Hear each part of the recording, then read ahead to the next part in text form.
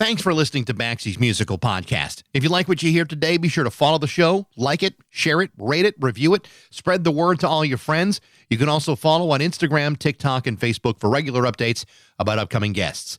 Today, we're brought to you by Metro Chrysler Dodge Jeep Ram at Chicopee. Stop by their state-of-the-art dealership next to BJ's in Big Y on Memorial Drive, or stop by metrojeep.com and make it Metro. And then drive home in your new Metro Chrysler Dodge Jeep Ram today.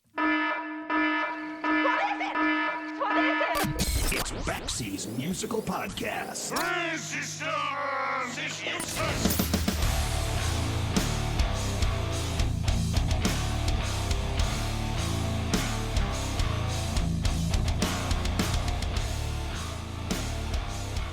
This is a small world. It may seem big, but it's small. On one hand, you might think that someone who's 4,000 miles away could never possibly understand or even care about the things that we like here in this country. It's 4,000 miles away. However, much of the stuff that comes from America is actually fairly popular in different corners of the world. Apparently, they not only like our stuff, they've liked our stuff for a long period of time. They may not like everything we bring to the table, but when it comes to music and our TV shows, all of a sudden Americans are the cat's ass. It's funny how some people, and I'm not naming names, are under the impression that there is this wide chasm of quality and suckage that separates us from the rest of the world. There's also a rather large population of people who believe that something can only be good if it's well known, as if popularity and distribution are the only two things that define quality, which I can assure you is simply not true. However, there are people in the world who have found a way to make this planet smaller by curating and distributing American culture to other parts of the globe. They not only have found a way to introduce the world to our stuff, they found a way to take our stuff, bring it to other places, and even send it back to us in some cases, and do it in a cost-effective way. So how is this being done? Well, that brings me to the independent record label Heavy Medication Records. This is a label owned by Derrick Ogrodny, an American living in Poland for the last 30 years. Initially, he began working in Poland to help start Atomic TV, which would eventually become MTV Poland. Derrick not only held the job as creative director of MTV Poland, just a few short years after the fall of communism, he was also responsible for establishing other American-based TV networks in Poland as well, such as Comedy Central and Nickelodeon. But in 2018, Derrick Ogrodny decided to take things in a different direction. By leveraging his background in music television, he established Heavy Medication Records out of his home in Warsaw. The company distributes its fair share of American music not only throughout Europe, but throughout the rest of the world. It's actually a fascinating story about a company that not only has its own roster of talent, but also distributes music on their online store from other established artists like Jack White, Black Flag, the Butthole Surfers, The Damned, and many more. How I got introduced to Derrick and Heavy Medication Records was by speaking with one of the label's most promising signings, Tex Mosley from the Neverland Ranch Davidians.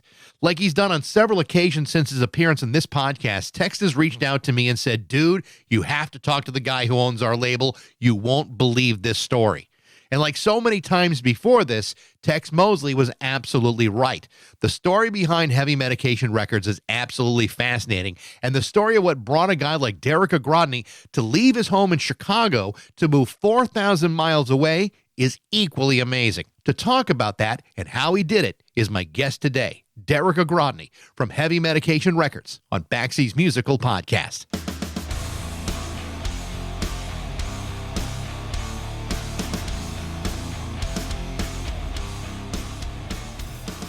Tex Mosley be the best PR guy you ever had.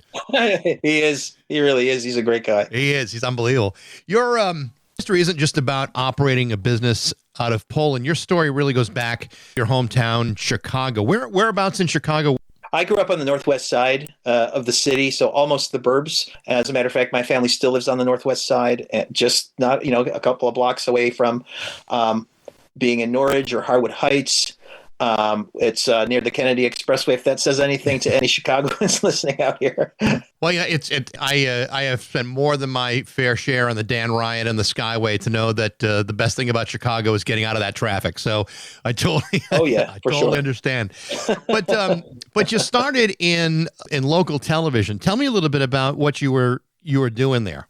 Well, my background is in TV and film production, and I had steady work working for a Polish TV program, a daily TV program. And I had grown up speaking Polish. Both of my parents are from Poland. I grew up in Chicago, so I was first generation American, Polish American, and so I got a job at this TV program called Polvision. It's a TV studio, and they did various productions. And we did this TV show every night, 2 hours in the Polish language. I already spoke the language since it was actually my first language growing up. And I learned English when I was, I don't know, about 3 years old, started picking it up. And so anyway, so I was working for this Polish TV program. And to make a long story short, my boss there had gotten hired to be a general manager of a music TV channel that was being launched by a couple of guys from Chicago and Bob Geldof. Bob Geldof was one of the partners in this venture. Yeah, and it was going to be Poland's first music TV channel. It was called Atomic TV, and my boss at Polvision said, "Hey, we're going to need people like you once we launch the channel because you're creative." And I was an editor, a video editor at the time, and he said, "I'll let you know when we're ready to launch." And then he called me months later. It was like March of 1996. And he said, "Hey, we're launching in a couple of weeks. How soon can you be here?" And I said, "Okay, I can be there in 2 weeks." And I didn't think anything of it. I thought at the very least, I'll get a good little European trip out of it and see what happens. And at the best, I'll stay there for a year and see how things go. So I went there and I got my dream job. I was producing on-air promos for our programs, and because I'd been raised in a country where there was MTV, I kind of had a sense for the look and the feel of it. It was the beginnings of cable TV in Poland. All they had was national or public television at the time, so it was things were just becoming. The private sector was just building up there. So it was one of those things of right place, right time. Worked at Atomic TV and loved it. I got to interview bands because I spoke English. I got to interview bands like Metallica and The Offspring and Alice Cooper and Slayer and Faith No More, which, so I was like doing cool stuff like that. And after about 4 years, they told us MTV was buying the channel. It was going to be rebranded MTV Poland, and I was offered the job of creative director in 4 years. Wow, that's pretty incredible. I mean, to have that kind of that kind of ascent, all of a sudden now you're the boss over there. But what's interesting about like the time period you're talking about, you get there not really that far from the fall of the communist government, and all of a sudden there's I don't know, more democracy in Poland than there's been in years. Yeah. I mean, what was the appetite for that kind of television in Poland and for Western culture at the time? Well, generally there was a huge appetite for anything coming from the West because Poland had been cut off from a lot of things. So music here was really expensive, like buying CDs. Vinyl was hard to get anything from the West unless someone had smuggled it over. And of course, MTV was kind of known. It was a symbol of the West, and so once that launched, that was a major thing that happened. But in general, there was a huge appetite for anything from the West. Be it they already had a couple of McDonald's. There were other brands coming in. There were brands like Nike, clothing brands coming in. Levi's jeans. There was just a world of opportunity, and there was money for everything. It was a really exciting time, and someday someone ought to interview me and do a great TV series because it's a wild story. I bet. Things. It was just a time anything you wanted to do, you could do it, and it was a crazy time too. I mean, I would imagine that just trying to put yourself in that position, and it's very hard for an American to do that. But just assuming, I could. It must have been a period of where people just went hog wild, where all of a sudden the restrictions they had under the previous government have been lifted, and now all of a sudden you're watching Madonna videos on TV, which would never have been allowed under a previous governmental situation. It had to be like a tremendous transition for the country, and particularly kids, younger demographics, seeing this kind of imagery for the very first time. It had to be incredibly impactful. It was a dream job because I always wanted to do things. I was always a creative type of person. I loved creating things, whether that was writing, coming up. I'd make up ideas for games when I was a kid. I had friends, but when I was by myself, I would just love to create games for myself.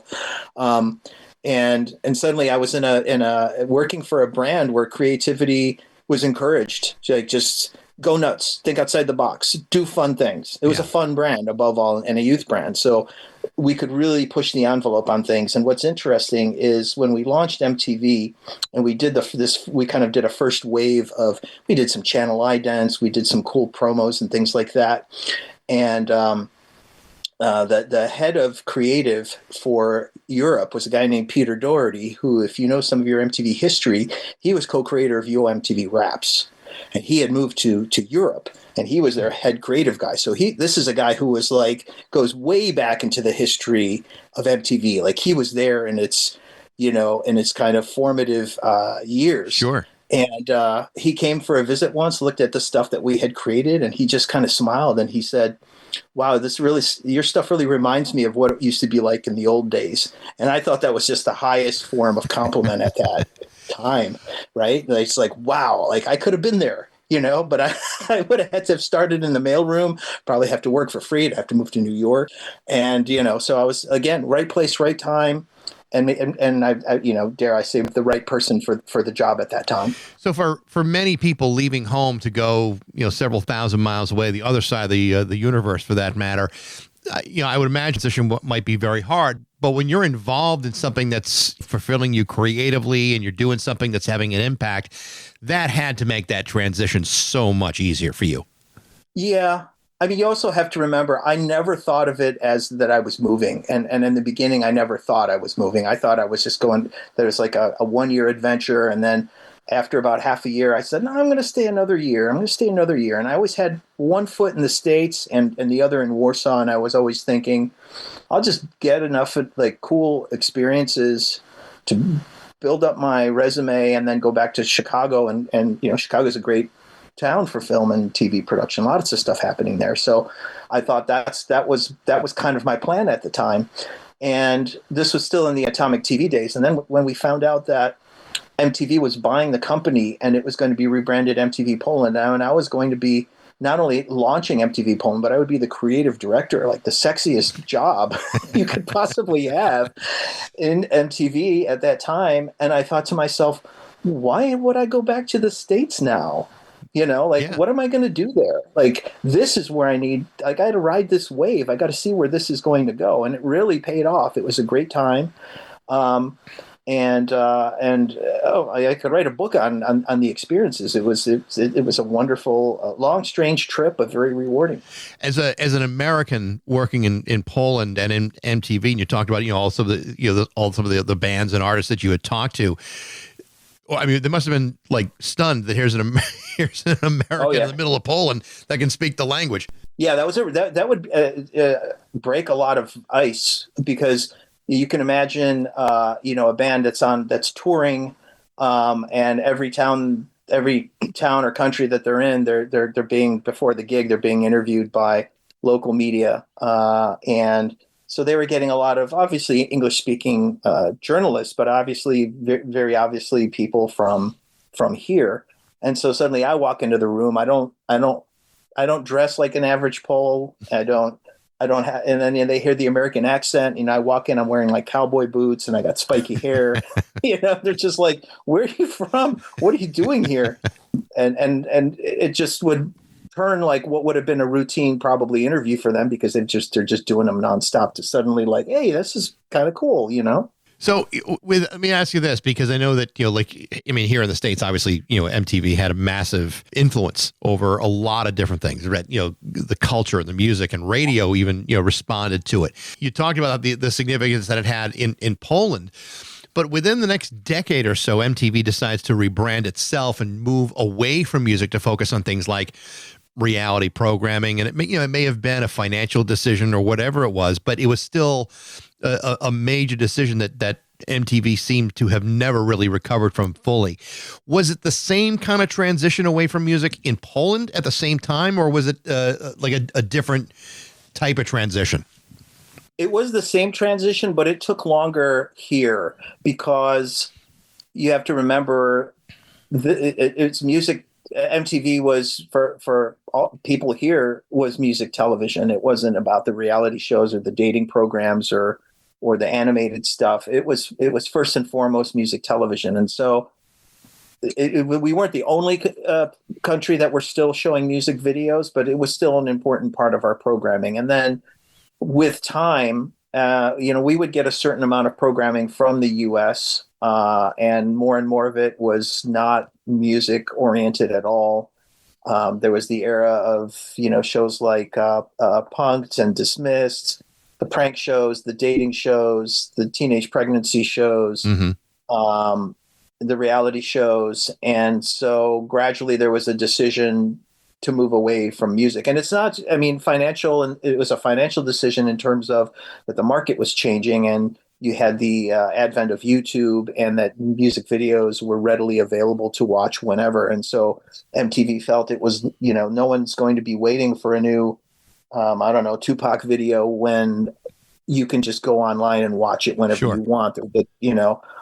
I have my own opinions on that. I think they kind of threw the baby out with the bathwater quite quickly and chasing the bottom line a bit too much. And now they're shutting down MTV as a brand.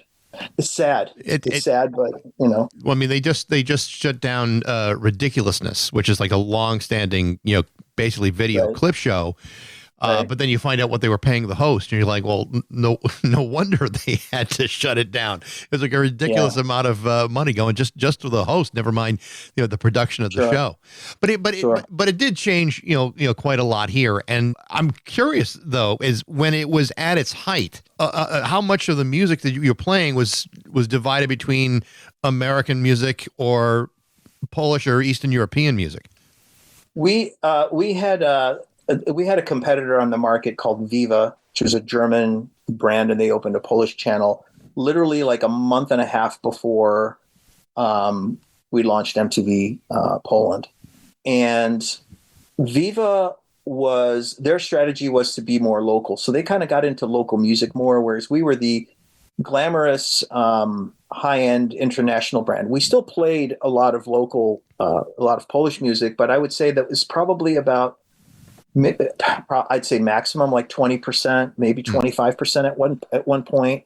Our strength at the time was that, we had, it was like the era of Britney Spears, and the boy and stuff like Backstreet Boys and MTV, because they're such a huge force in the States, had access to those artists to get exclusive content or get them on their shows. We had the VMAs and the EMAs, with the awards shows. We had a lot of big and Beavis and Butthead, and later on South Park, which was more Comedy Central, but they showed it here on MTV as well. So there were a lot of and Jackass. So there were a lot of brands that or properties that MTV owned that were kind of the main reason to watch MTV, and that's why we never really concentrated that much on local music as much as our competition did. Where it hurt us was that the competition heavily got into Polish hip hop, which was in its infancy back then. And that wound up being a hugely popular with the young people. It really spoke to the young people. And so they all gravitated to Viva. And even when MTV in Poland tried to get more into that scene, we were kind of seen as like the brand that ignored that. And, we weren't like really that supportive of local music. I think that hurt us image-wise at that point. Well, it's nice that you stuck with the stuff that puts, like American culture in such high regard, like the Beavis and Buttheads and the Jackasses. That sells America pretty good. Yeah. As a matter of fact, when we did our big launch party, we had a big concert in the Seacoast in Poland. We had this animated clip of Beavis and Butthead where we had dubbed them Polish voices, kind of speaking broken Polish, and yeah, I was one of those voices, because and throwing in my Polish, of course. So yeah, I'm kind of famous in that respect too. Wow, well, I tip my hat off to you. That's very impressive. One of the things you were also responsible for is, once MTV started to kind of fade in Poland, but you also brought other American networks into Poland, Comedy Central, Nickelodeon, probably a couple others. Tell me a little bit about that and how, those channels fared in Poland. After I left MTV at one point, after about 4.5 years, worked for Discovery for a while, but I didn't help launch Discovery. It was already here, but I guess I helped it expand. And then I got called back by Viacom, or MTV Networks as they were called at the time. Right. Today they're Viacom. I was called back. Some things had changed in the company in the meantime, and people who knew why I left the company in the first place said, "Hey, we'd like to get you back. We're going to be launching Comedy Central," and that just I was like, wait, what? You're opening Comedy Central? I would love to work for Comedy Central. And that was the thing about those times, was I didn't really look for work. Work found me, and I was given these great opportunities because of my background or my skills. But I stood out in this market. And so I got asked to come back and help to come back to MTV Networks and help them launch Comedy Central. I didn't have anything to do with MTV anymore at that time. And what was interesting about the brand was unlike MTV, it wasn't a known brand. I mean, even stuff like, which you would associate with Comedy Central in the States, like South Park, that was already on MTV, so that wasn't associated with Comedy Central. Things like The Daily Show, which was a huge property, a huge hit with Jon Stewart for Comedy Central. Here was a very niche thing. Maybe only some journalists who had a good command of English and followed what was happening in the States and politics and understood the humor. They appreciated having The Daily Show here. But for the average audience, that was way too niche. They didn't understand that. We brought SNL here. We got a lot of old episodes because that was another thing that wasn't known here. So because a lot of the Comedy Central programming from the U.S. was very U.S. centric and just wouldn't work here. We were kind of given carte blanche to buy comedy programming and become this kind of home for comedy. So the actual content that we got from Comedy Central was maybe only 15% of the schedule, and it was a lot of the animated stuff, and we had stuff like Reno 911.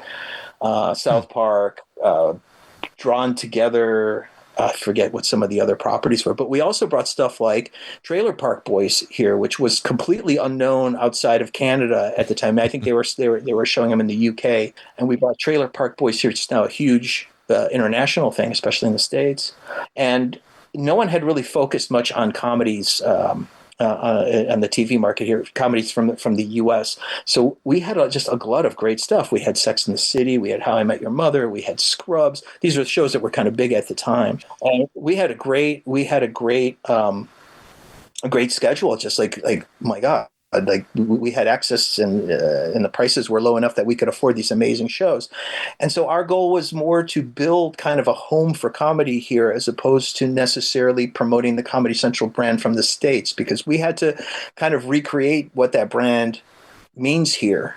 Also, stand-up was very rare. Now there's a stand-up scene and it's doing quite well, and there's a lot of stand-up comedians, but we didn't really have stand-up comedy here. That's a very specifically American, also popular in the UK and Australia, but that form of comedy just wasn't done here, and so again we were just trailblazing and seeing. We didn't know what was going to work. No one could tell us what was going to work, so we were allowed to fail, which I think is also very important. We were allowed to fail and then tell other potential markets for Comedy Central, hey, this isn't going to work for you, but these other things probably will.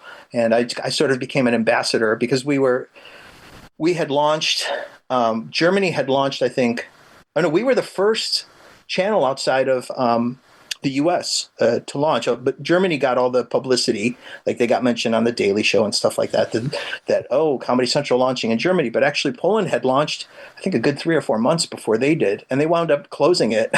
Like we were successful. They tanked because they dubbed everything, which just killed it all. So that's another thing, a little bit of Comedy Central history there. So it did eventually connect to a legitimate audience in Poland, but it took some time For other reasons, though. Yeah, for right. other programs, not necessarily its own. Yeah. It's hard to imagine that it would necessarily connect with an international audience. But I've heard that from other comics where they do much better in countries where you would never expect that there would be an audience for comedy, or at least the American version of stand-up or whatever it may be. Well, the internet's changed a lot since then. I saw Bill Burr not far from where I was living here in Warsaw, in like a sports facility. And I was surprised how many people came out for it. And it's because he has a very heavy online presence. Yeah. He's active on social media. He's got his podcast. And so he's built that audience. And also you have to remember that a lot of young people have now English is taught in schools, and they're watching because of the digital revolution and being online. They've learned English through watching a lot of content from the West, and so it's easier to sell someone like Bill Burr here, and that people understand the humor. That's another thing you have to remember is back when we launched Comedy Central, they couldn't tell us what to put on here because they had no idea. Comedy is a very specific thing. Not all humor translates. Right. We had The Office from the U.S. version of The Office, and we bought that and we thought it was going to be a huge success, and people hated it. We were like, why? Why aren't people watching it? We actually did research on it, and people told us because it's mean. The humor comes from like it's uncomfortable humor. Yeah. The cringe humor. Now the cringe thing, you've seen it online. Now that's fine. Now if you show The Office, it's fine. But at the time we were doing it, people were not ready for it. And so that tells you just because it worked, in the U.S. doesn't mean it's international. Doesn't mean it's going to travel. It's tied to the local culture and the language. Also, the translation of that content is very important. We put a lot of emphasis on doing as accurate as possible translations. Obviously, not all jokes translate, and you have to kind of find a local equivalent to that, so that where it's funny. It's quite challenging, but we managed to do it, and I mean, I'm thinking like how Curb Your Enthusiasm would fly in a place like that. Yeah. I think Curb Your Enthusiasm does fine because I want to say Larry David has an Eastern European sense of humor. Like Poles living under 40 years of communism, they have a dark sense of humor, and they they react to the absurdity of humor. Like you don't have to do really obvious gags for them. Like they seek the humor in everyday but just absurd situations. And so like with things like Larry David, he's kind of fighting himself a lot of times, or fighting some like unseen system. Like Poles know that stuff, right? They live through that, and so Sure. they connect with that because they get it. And their own comedy from the 80s, the movies from the 80s all dealt with that absurdity of living under a system that was supposed to be for you, for the common, the common, average Joe. And it was but it was working against you the whole time, and you had to be clever to work your way around it. So something like Curb Your Enthusiasm, they totally get. So with all these things going on in your career, and so far you're having a hell of a career in Poland, at what point do you start thinking about starting your own record label? How does that idea formulate? Well, that happened. I started. I first of all, ever since I got into whatever you want to call it, underground music, independent music, when I was in high school, like a freshman in high school, and started buying records, I noticed how so many of the records that I loved were all from the same labels. And the two that stand out most for me are SST Records and Alternative Tentacles Records. I was a huge fan of the Minutemen, and I was a huge fan of the Dead Kennedys. And so, anything that those labels put out, I really liked. And I just kind of thought to myself way back then, wow, there's got to be someone there at the helm of those labels who are curating this stuff, who are picking the stuff that's really good, and they have really good taste. And I thought to myself, that would be really cool to do someday. So it's an idea that started way back in high school, and I wasn't that tuned into what was happening locally on the music scene here, so I never really thought about it.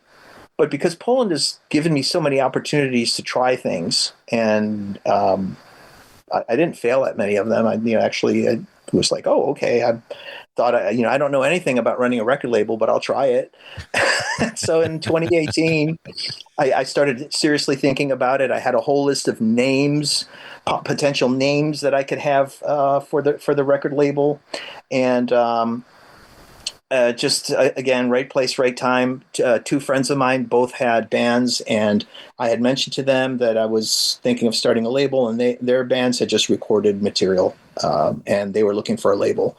And it was just right place, right time. And I said, okay, well, sounds to me like this is a good time to start the label. And that was 2018. And the name of the label was the first name I had on the list. It just resonated the most with me, and that was Heavy Medication Records, taken from a song by the Action Swingers, for all you trivia buffs out there.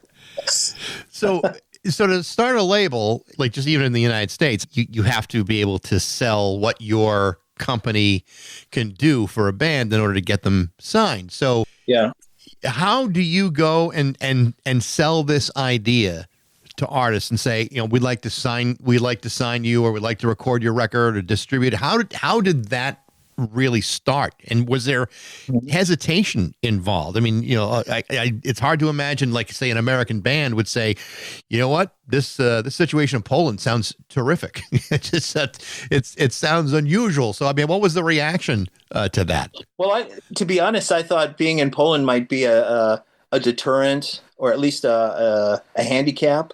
Turns out quite the opposite. Most people found it fascinating that I was here. And I think the world's just gotten, it's the whole world's kind of shrunk because we're so much more connected nowadays, and bands could send over material digitally, and we can ship records out anywhere in the world. We when I say we, I'm us in Poland, we have cheaper international shipping than most European countries. So that's been very helpful. But in terms of, in the beginning, it was friends bands, and then it was friends of friends bands, and then suddenly one day, one of my musical idols sent me a message and said, "Hey, maybe you want to do a 7-inch with us," and that was Pat Todd. So, and that kind of brought a lot of bands from LA to the label. But I just to get to your question, it took a lot of trial and error and a lot of learning while doing, learning about distribution.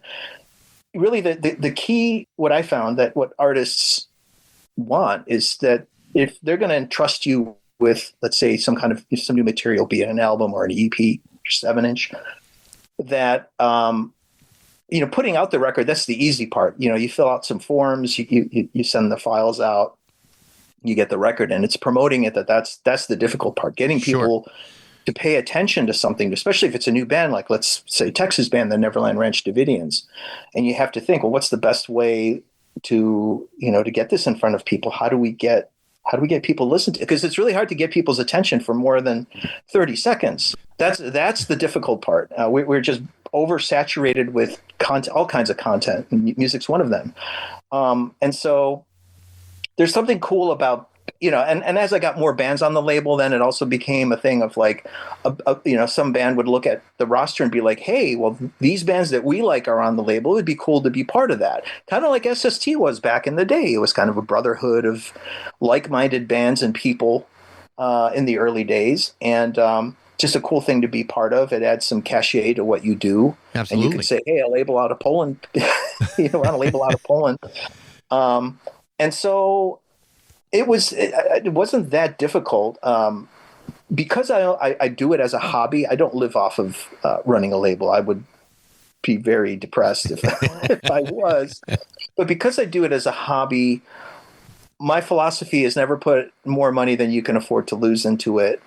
And that also allows me to put out things I really, really like. I don't have to have a hit. It's great. I've had a few releases where it's sold really well, or we even sold out. That's great, because obviously I don't want this stuff sitting in my closet. It doesn't do me any good, doesn't do the band any good, doesn't do the fans any good. But by the same token, it's not a major catastrophe if something undersells.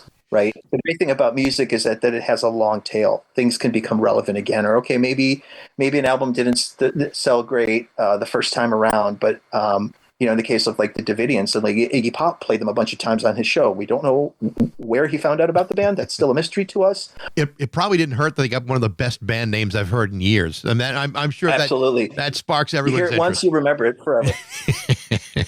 But I've been listening to some of the stuff that's on the label, and when you hear a band or are considering signing a band, I mean, what are you looking for specifically? Is there a certain kind of sound you're looking for, or is it a certain band? What is that thing? It's a visceral reaction, to be honest. Sometimes there's things that I think I should like more, but I kind of think, but I've heard this many, I've heard this particular sound, the market is flooded with bands that sound like Johnny Thunders and the Heartbreakers mixed with Cheap Trick, mixed with there's, kind of glammy rock and roll mixed with kind of Bowery punk. There's a lot of that. And I'm not putting any band down for that because I like that sound. But at some point you kind of think like, well, what's different about this band that people are going to listen to it? Most importantly, and I always tell bands this, is like, I have to really, really like what you do. I can't sort of like what you do because I could just go and buy your record and that will be, and maybe I'll go see you live if you're anywhere, near where I am. I can, and that's great. But if I'm going to put a couple of grand into your project to put it out there, I'm going to devote a lot of my evening hours, because that's when I work on the label, is after my day job I'm working in the evening on this stuff. If I'm going to devote all that time, and my time is finite, I got a family too, and I need to rest. I really have to like what you do. I mean, I have to like it so much that I can't wait for other people to hear it. I can't wait to I have to be your biggest cheerleader, and if I'm not, then I'm doing you a disservice as a band. I'm not doing any favors, and I don't like to do anything half-assed, right? Sure. And so, well, the sign when I really like something is when I can keep listening to it for months, because that's what you wind up doing as the material evolves and it gets mixed, and before it even sees the light of day in a physical format, you've listened to it thousands of times, and when I still like it, that's when I know I made the right choice. Well, I credit you, because as I'm listening to some of the things that you've released, there are a few things that kind of that jump out. One, we talked about the Neverland Ranch Davidians. I love that damn record. I think it's so, Cactus Cooler Man is a great song. But some of the other things that I've really enjoyed, Dunstan Bruce's Fucking Expensive. That would it's like you could make your own lyrics to that song for the rest of your life and never be out of things that are fucking expensive. It's great. That's a great 7-inch, and that was a real departure. And that's the thing. I never wanted to be about just one thing. What's interesting about that Dunstan Bruce single is I had never met Dunstan before. But it was a friend of mine, actually two friends of mine, two British guys who live in Warsaw. They were the composers and producers of that. And originally they had recorded a bunch of songs themselves in that vein, a bunch of songs, and they had sent me the material, and I thought it was really good. It was kind of like electronic pop, but really smart lyrics. But I thought, that's not really right for my label. It's not what I do. I don't know how I would sell this. Do I start a second label and try to push it under that? Because I just don't see how it fits under Heavy Medication. And then they shopped it around. Long story. They kind of got screwed out of one deal. But after a few years, they were still sitting on this material that was unreleased. That was really good. And one of them had, who was a big fan of Chumbawamba and had met Dunstan several times when he had been in Warsaw performing, or with his documentary about Chumbawamba that he made. And he said he sent Dunstan a couple of tracks, one of them which was Fucking Expensive, and the other one being Pin Number, which is the B side, although I think it's a double A side, and said, "What do you think of these?" And Dunstan loved it because it just felt like something that he would have done, and he was looking for something to put his own name on, as opposed to being under a band name or under the Chumbawamba umbrella. And he loved it. He recorded the vocals for it. He tweaked the lyrics a bit to kind of fit himself more. And we had this great single, and hopefully they're supposed to record a whole album. I don't know where they are on that. But but then once Dunstan joined it, it kind of got this kind of punk edge to it, and I thought, okay, well now this is a Heavy Medication release, because now I can justify why this would be a Heavy Medication release, you know? So again, it's not any particular sound. It's sort of an ethos, I suppose. Yeah. And of course I have to really like it. There's a couple others that kind of jumped out at me. I love the Bella Rec. It sounded a little like a cross between like Radio Birdman and Husker Du without all the compression. Yeah. But it's Yeah. but a great band. Yeah, and that happened because they a friend of mine who's in another band on the label had a record release party in Warsaw, and he invited them. They came over from Berlin to play, and I was just knocked out. I was like, wow. Yeah. And they had put out an album there on vinyl with a different label, and I thought, well, you know, I'll do the CD version, because I just thought more people need to hear this record. If you love that kind of, you know, sounds coming out of Sydney in like the mid to late 80s. I'm not even going to go and list all the great bands from that time, because you could pretty much pick anything that came out at that time, and it's amazing. It's brilliant. And I just thought, wow, it's like you discovered a band that you'd never heard of from that era, and they just have tons of great songs. And a new album of theirs is coming out next year, as well as an album by the Crisps, which are another band from Sydney.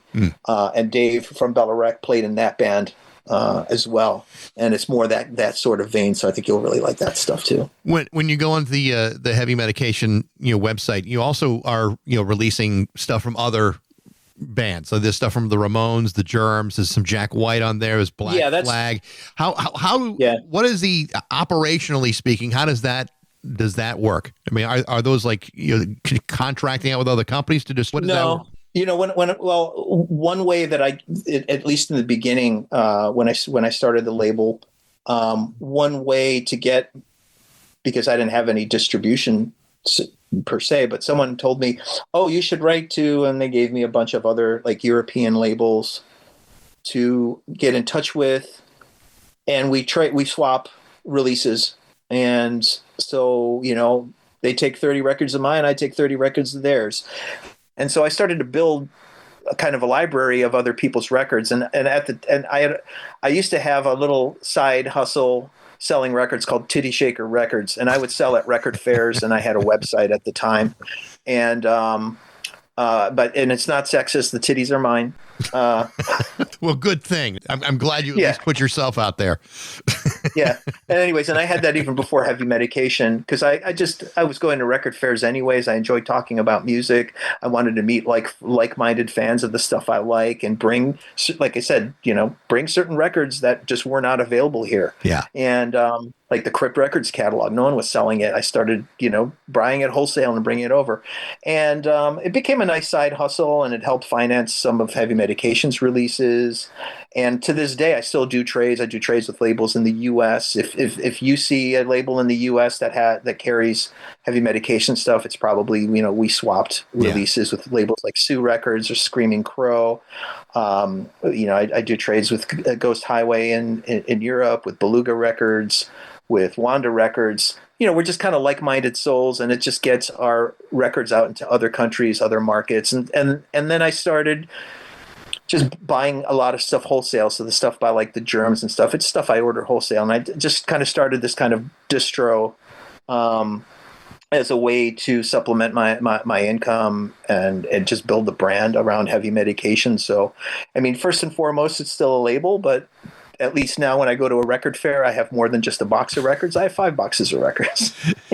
So as you're moving forward with this, I mean, obviously there's probably some things that are in the chute right now that you got to be pretty, positive about. What coming up with Heavy Medication people should be paying attention to?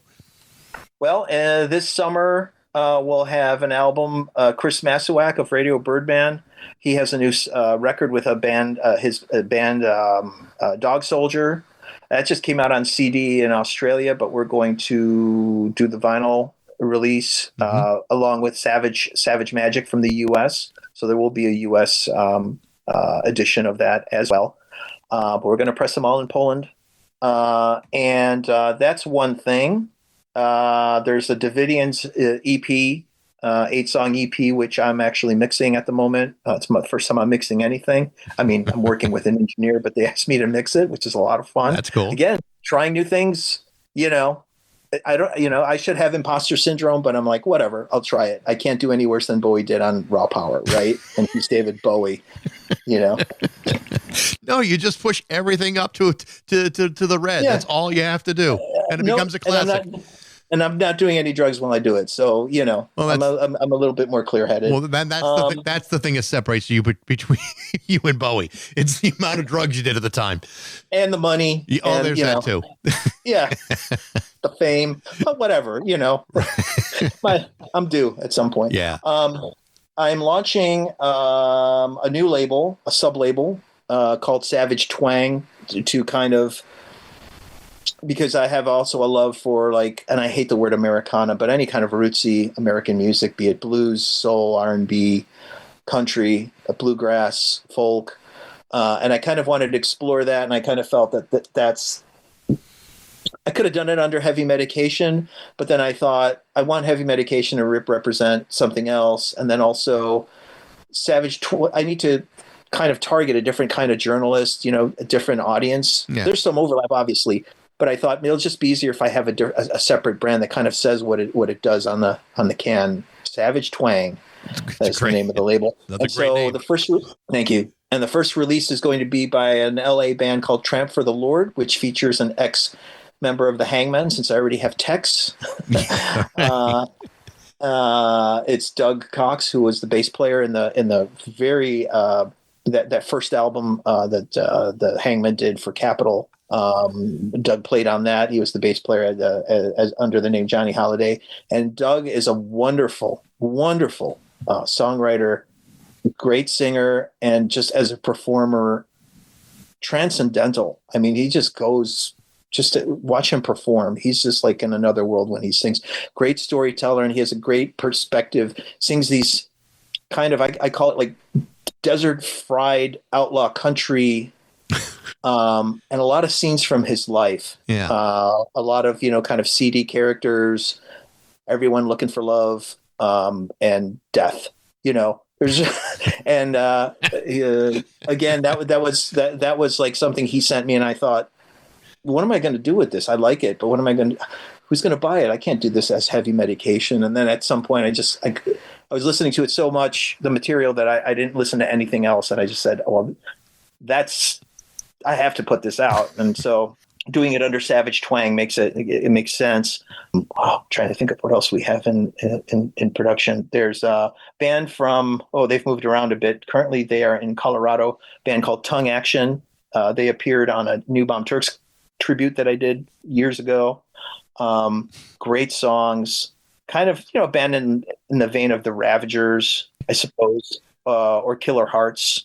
Some members of Killer Hearts played in Tongue Action. And it's a compilation of a bunch of stuff they did. Great rock and roll songs. I just think they're fantastic. That's another thing. There's a Pat Todd 10-inch coming out. We've put out a few records of Pat Todd and the Rank Outsiders. What else? This record by the Crisps, I mentioned them before, a band out of Sydney, and the leader of that band is Stu Wilson, who used to be in the New Christ. He's a singing drummer like Grant Hart. Okay. And a great songwriter, a great hook. He just knows a good hook, can write a great melody. God, there's a lot, and it's and at the same time it's like then I get this block. But those are the things right off the top of my head. There's some other things I don't want to mention yet. They're in various stages of production. There's some surprises. We did a 7-inch by Handsome Dick Manitoba as well, solo thing. So there's a few things where I'm trying to.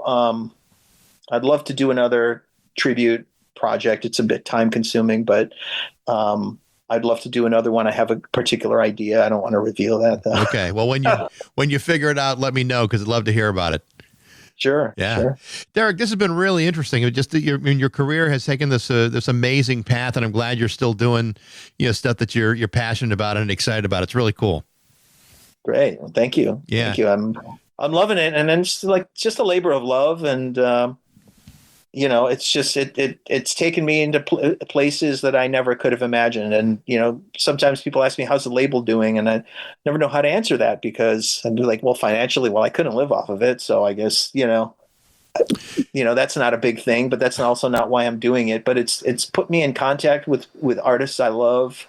It's gotten me to work with some of my idols, and it's just opened up other doors. Now I'm on a podcast, on your podcast. It's just kind of like, this labor of love actually bears some fruit, and people dig what I do. I wouldn't say this podcast puts you on a higher plane yet. No, that's not the way you sold it. Well, I would shoot higher if I were you. Derrick, one step at a time. Exactly. Derrick, best of luck with everything you're doing. Thanks a lot for having me on. Absolutely, Derrick. Take care. Have a great night. You can check out what's going on at Derrick's label by going to heavymedication.com. Be sure to grab a few things while you're there, because there's a lot of great stuff to choose from. Thanks for listening. I hope you enjoyed it. If you did, you can always email me at bax@rock102.com. I'd love to hear what you think. Thanks to Metro, Chrysler, Dodge, Jeep, and Ram at Chicopee for their support. But most of all, thanks to you for listening to Baxie's Musical Podcast.